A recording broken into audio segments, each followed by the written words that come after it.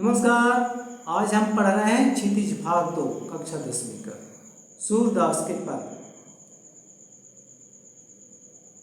सूरदास के पद में, सूरदास के तीसरे पद में गोपियां कहती हैं कि हम कृष्ण के प्रेम को हारिल पक्षी के लकड़ी के समान पकड़े हैं।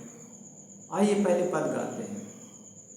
हमारे हरि हारिल की लकड़ी, हमारे हरि हारिल की लकड़ी, मन क्रम बचन नंद नंदन उर यह दृढ़ करी पकड़ी। हमारे हरि हारिल की लकड़ी, हमारे हरि हारिल की लकड़ी,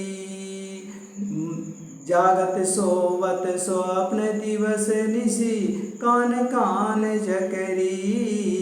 जागत सोवत स्वप्न दिवस निशि कान कान जकरी, सुनत जोग लागत है सो, सुनत जोग लागत है सो, ज्यों करवी ककरी। हमारे हरि हारिल की लकड़ी, हमारे हरि हारिल की लकड़ी, सुतो व्याधि हम कौले आए देखी सुनी न करी। सुतो व्याधि हम कौले आए देखी सुनी न करी, यह तो सूरति नहीं ले सौंपो, यह तो सूरति नहीं ले सौंपो, जिनके मन चकरी। हमारे हरि हारिल की लकड़ी, हमारे हरि हारिल की लकड़ी। आइए इसका भावार्थ जानते हैं। हारिल पक्षी एक कबूतर के समान आकार का होता है, हरा हरा रहता है। उसकी विशेषता यह है कि वो अपने पंजे में छोटा रस्सा लकड़ी की टहनी, सूखी टहनी पकड़ के और वह उड़ती है, और वह जहाँ बैठती है वह लकड़ी को थामे थामे पकड़ थामे थामे ही बैठे रहती है। इस प्रकार गोपियां उद्धव के सामने कहती हैं कि हमारे लिए कृष्ण हारिल पक्षी के लकड़ी के समान है। जिस प्रकार हारिल पक्षी लकड़ी के टुकड़े को दृढ़ता से थामे रहती है, उसी प्रकार हम कृष्ण को अपने हृदय में दृढ़ता से बसा करके रखी हैं, उसे हम त्याग नहीं सकती। मन क्रम वचन नंद नंदन और यह दृढ़ कर पकड़ी।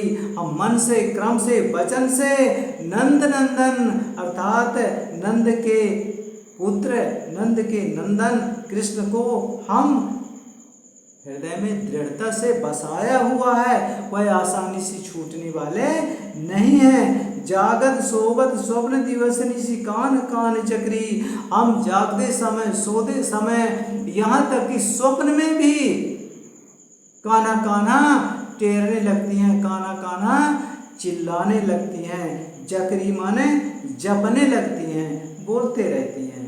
सुनत जोग लागत है ऐसो ज्यों करुई ककरी। हे उद्धव, हम कृष्ण के प्रेम में इतने मगन हैं, इतने आनंदित रहती हैं कि आपके योग को संदेश सुन करके हमें ऐसा लगता है कि कड़वी ककड़ी हमारे मुंह में डाल दिए। इसलिए कड़वी ककड़ी के समान आपका संदेश लगता है, यह हमें अरुचिकर है, यह हमें पसंद नहीं है। सुतो व्याधि हम को ले आए देखी सुनी न करी। अरे आप ये योग रूपी बीमारी ऐसा लेकर के आए हैं, न कभी हमने इसको देखा, न सुना, और न कभी हम अपने जीवन में इसका व्यवहार करके देखा, न समझा। इसलिए आपका योग हमारे लिए व्यर्थ है। यह तो सूरति नहीं ले सौंपो जिनके मन चकरी। सूरदास जी लिखते हैं, गोपियां कहती हैं कि हे उद्धव, यह जो आपका योग का संदेश है, योग का मंत्र है, योग का ज्ञान है, ये तो उन लोगों को देकर जाकर के दो जिनके मन चंचल हैं, जिनके मन चक्री के भांति घूम रहा है, जिसका मन स्थिर नहीं है, उसे योग संदेश समझाओ ताकि वो एकाग्र चित्त हो। हम तो मन क्रम वचन से श्री कृष्ण के हो गए हैं और उनके ही प्रेम में मगन हैं, इसलिए आपका योग संदेश हमारे लिए कड़वी ककड़ी के समान है, व्यर्थ है और एक बीमारी की तरह है। वीडियो देखने के लिए बहुत बहुत धन्यवाद। वीडियो अच्छा लगा हो तो लाइक करिए, कमेंट करिए और अपने क्लास के दोस्तों को शेयर अवश्य करिए ताकि उन्हें भी इसका फायदा मिल सके। वीडियो देखने के लिए धन्यवाद।